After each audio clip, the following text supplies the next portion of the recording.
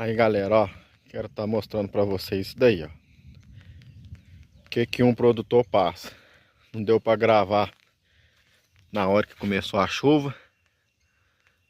Mas aí, ó, chuva de granizo. Esse calorzão que tá, pode esperar isso daí. Então assim, produtor, aí quando um preço de um tomate chega na feira, às vezes tá R$ 10 a caixa, tá R$ 10 o quilo.